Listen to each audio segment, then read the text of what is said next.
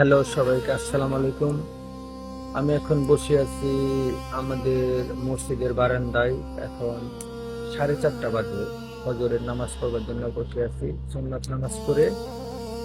তো আল্লাহ বলেছেন ফজরের আগে 2 রাকাত সুন্নত নামাজ এতটাই দামি যে আসমান থেকে জমিন পর্যন্ত যা আছে সবকিছুর চেয়েও বেশি দামি। আর আমরা এই ফজরের নামাজটাই মিস করি, কারণ এই দামটা তো দুনিয়াতে পাওয়া যায় না।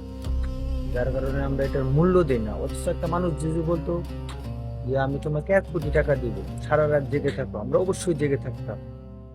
কিন্তু আল্লাহ বলছে যে আসমান এই দুনিয়ার মধ্যে যা আছে সবকিছুর চেয়েও বেশি দামি, কিন্তু আমরা সেটার গুরুত্ব দেই না।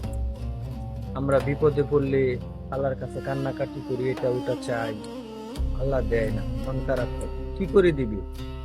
দেখেন এত এত মানুষ, নিষ্ঠুপ নগরী, নিস্তব্ধতা, সবাই ঘুমাচ্ছে। এই যে ফজরের নামাজ মসজিদে 10টা মানুষ আসে না সব। অনেকেই হয়তো বা বলে আমি মানি নিয়েছি, আমি আল্লাহর সবকিছু মানি, কোরআন মানি, কিন্তু কই ফজরের সময় তো কেউ নাই। আসলে মুমিন বান্দা হতে গেলে, আল্লাহকে মানতে গেলে নবীর সুন্নাহগুলো মেনে চলতে হবে, মুমিন বান্দা হতে হবে।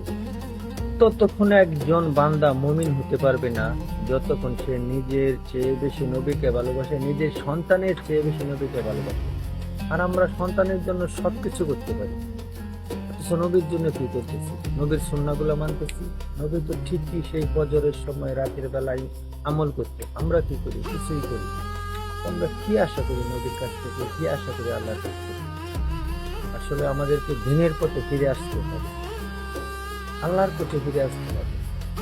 এই অর্থ সম্পদ, টাকা পয়সা, বাড়ি ঘর কিছুই না। আল্লাহ রাস্তায় অনেক উপকার দেয়।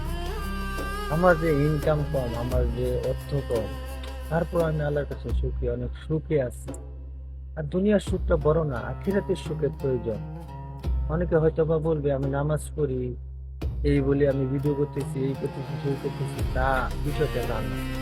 আমি চাইতেছি মানুষজন বিষয়টা বুঝুক, বিষয়টা জানুক। জানে সবাই কিন্তু বুঝে না, মানে সবাই কিন্তু আমল করে না।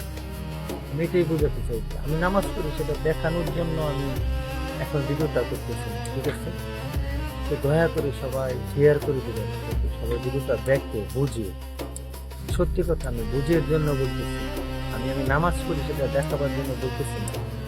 কারণ নবী বলেছেন এমন একটা সময় আসবে যে সত্যটাকে সত্য মনে করবে না মানুষ, মিথ্যাটাকে গুরুত্ব দিতে সত্য মনে করবে, ঠিক আছে? আমি সত্য বলতেছি যে আমি মানুষকে বোঝানোর জন্য ভিডিওটা করতেছি, কিন্তু মানুষ এটা বুঝবে না। মানুষ বুঝবে আমি নামাজ পড়ি সেটা দেখানোর জন্য মানুষকে এটা বলতেছি। যাক, যা যেই ভাবে সে সেই ভাবুক, ঠিক আছে? যা জানার আল্লাহ জানে, যা জানার আমি জানি। সবাই ভালো থাকবেন। আসসালামু আলাইকুম। আর সবাইকে দাওয়াত রইল নামাজের, দিনের পথে ফিরে আসবার।